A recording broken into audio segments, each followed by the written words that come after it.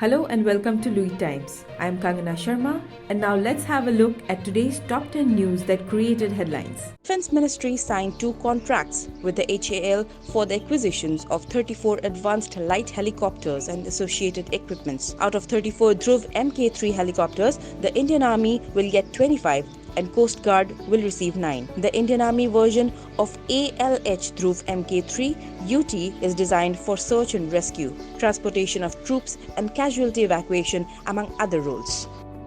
Ahmednagar will be renamed as Ahilyaanagar after the 18th century Maratha queen Ahilyabai Holkar. In May 2023, Chief Minister Eknath Shinde announced that a proposal to rename the city. The name Ahmednagar was derived from Ahmad Nizam Shah, who founded the Nizam Shahi dynasty in the 15th century. In 2022, the names of Aurangabad to Osmanabad were changed to Sambhajinagar and Dharashiv respectively.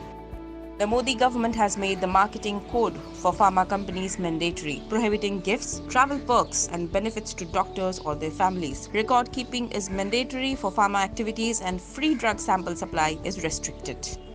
The high-level committee headed by former President Ramnath Kovind yesterday submitted its report on One Nation, One Election. The concept refers to holding simultaneous polls across the country. The proposal is to conduct elections for Lok Sabha and all state assemblies at the same time.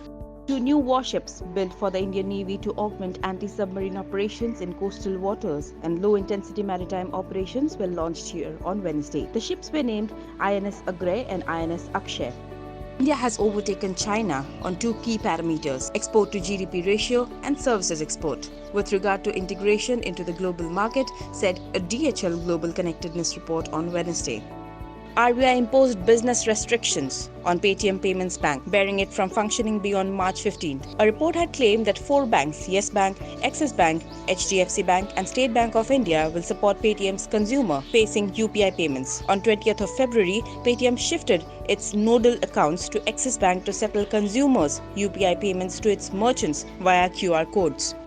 A meeting of a 3-member high-level selection board led by Prime Minister Narendra Modi to select 2 election commissioners was held today. The panel comprised of PM Modi, a union minister and leader of opposition in the Lok Sabha, Adhir Ranjan Chaudhary. The meeting comes days after election commissioner Arun Goel resigned in a shock move which triggered a row. The opposition called it deeply concerning and alleged systematic decimation of independent institutions.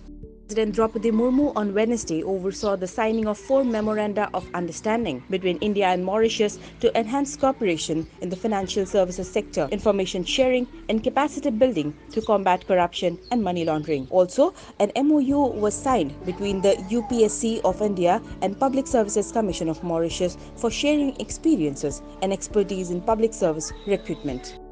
Uniform Civil Code Bill passed by the Uttarakhand Assembly on 7th of February has become a law, with President Draupadi Murmu giving her accent to it. Uttarakhand is the first state in the country after independence to adopt the Uniform Civil Code. The President gave her assent to the Uniform Civil Code Uttarakhand under Article 201 of the Constitution of India.